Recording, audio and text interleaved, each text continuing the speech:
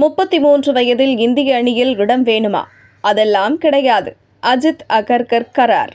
2025 champions trophy தொடருக்கான இந்திய அணியில் கருண் நாயருக்கு இடம் அளிக்கப்படாது என தகவல் வெளியான நிலையில் அது உண்மையாக மாறியுள்ளது.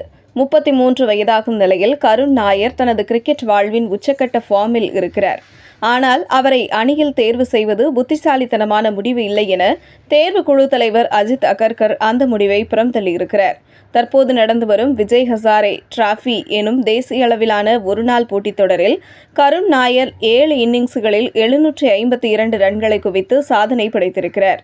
இந்த 7 இன்னிங்ஸ்களில் அவர் ஒரு முறை மட்டுமே அவுட் ஆகியிருக்கிறார். மேலும் 5 சதங்கள் மற்றும் ஒரு அரை சதத்தையும் அடித்திருக்கிறார். அவரது பேட்டிங் சராசரி 752 என்பதாக உள்ளது. தொடர்ந்து 4 போட்டிகளில் சதமடித்து சாதனை படைத்திருக்கிறார். இந்த நிலையில் அவருக்கு இந்திய அணியில் இடமளிக்க வேண்டும் என பல தரப்புகளிலிருந்தும் குரல் எழுப்பப்பட்டிருந்தது. கிரிக்கெட் ஜாம்பவான் சச்சின் டெண்டுல்கர் கருண் நாயரை பாராட்டியிருந்தார். 7 மேட்சுகளில் 752 ரன் எடுத்த இந்திய வீரர். ஆனால் கருண் நாயர் கடைசியாக 2017ஆம் ஆண்டில்தான் இந்திய அணிக்காக விளையாடியிருந்தார். மேலும் அவருக்கு 33 வயதாகிறது. இந்த நிலையில் அவரை ஒருநாள் அணியில் தேர்வு செய்தால் அது சரியாக இருக்காது என்பதால் அவரை புறக்கணித்திருக்கிறது தேர்வுக்குழு.